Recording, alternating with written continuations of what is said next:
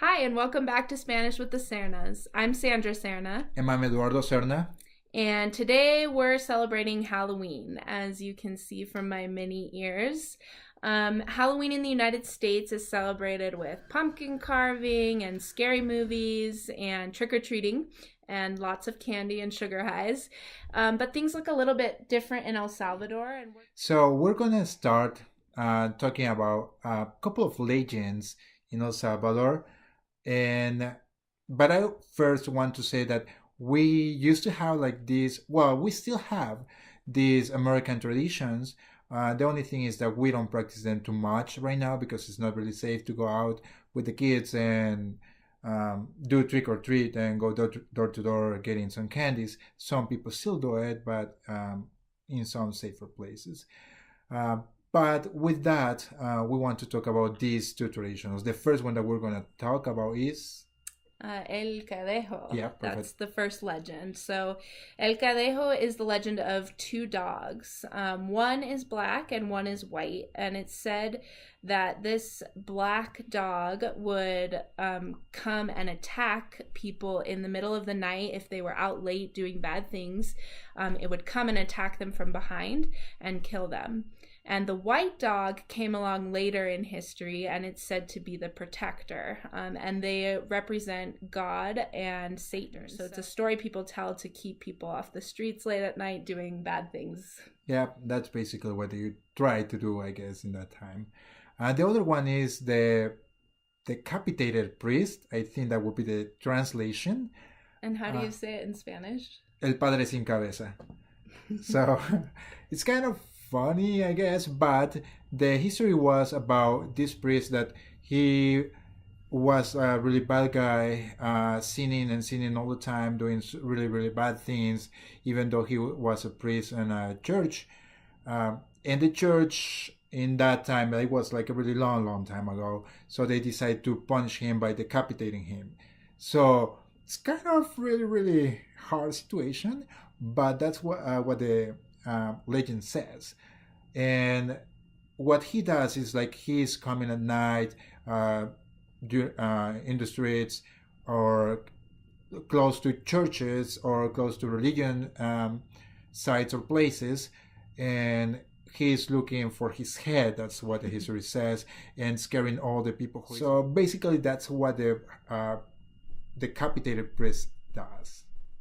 So those are two legends that were told to scare kids into doing what was right. He heard those all the time as a kid. And some other ones actually. Yeah, there's actually a lot of legends that are used to scare the children. So, although they don't celebrate Halloween, they do year round tell these legends to kind of keep kids in line and to scare them into doing what's right. But as I said, they don't really celebrate Halloween, but what they do celebrate is something a lot more traditional and, in my opinion, beautiful, and it's called Dia de los Difuntos. And the translated will be Date of the Deceased or Date of the Dead. In Mexico, it's also known as Dia de los Muertos. If you have seen the Coco movie, that's really a really nice movie. Actually, I really love it. It's like this kind of day that people celebrate those who have passed away. So it's a day, as Edu just described it to me, where people go to cemeteries to pay their respects to their ancestors and family members who've passed away. And they do that by cleaning the graves, laying flowers on the graves and decorating them. And they also take time to sing their ancestors' favorite songs, and they make a lot of yummy traditional food.